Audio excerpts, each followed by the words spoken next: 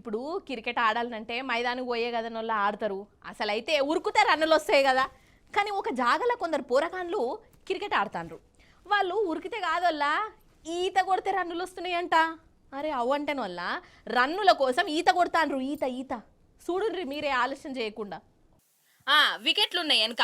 ఇక ఈ పిల్లగాడు బ్యాట్ పట్టిండు. వెనక కీపర్ కూడా ఉన్నాడు క్యాచ్ పట్టేందుకు.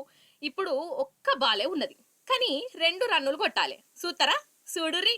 Taken one glove off, so in case it's a matter of throwing, he's got that right glove off, so he's only got the left glove. Here we go, last ball. ఓస్ని నడమ చెరువు ఉన్నది కదా, ఇదేమాటరో మరి వీళ్ళు ఎట్లా ఆడతారో.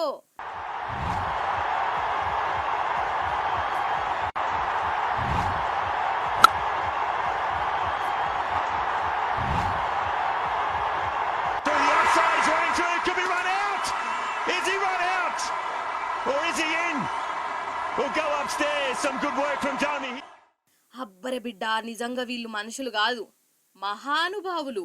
అవో నీళ్ళల్లో క్రికెట్ ఆడిన మేధావులు. అసలు ఈ పిల్లగాడు నీళ్ళల్లో బౌలింగ్ వేస్తే ఆయన బ్యాట్ తో దంచిండు.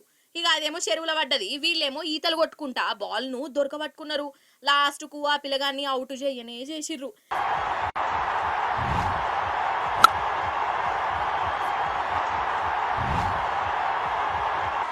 We'll go upstairs. Some good work from Domi. Can you believe it?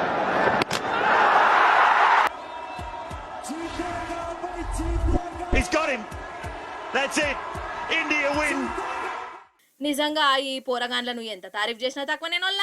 చూస్తే ముత్తంతున్నారు కానీ పోరగాన్లు అసలు ఏమన్నా తెలివా, ఏమన్నా క్రియేటివిటీయా కదా. అసలు నీళ్ళల్లో క్రికెట్ ఆడాలి, ఈత కొట్టుకుంటా ఫీల్డింగ్ చేయాలి అన్న ఆలోచన వచ్చింది చూడు. Never before ever after.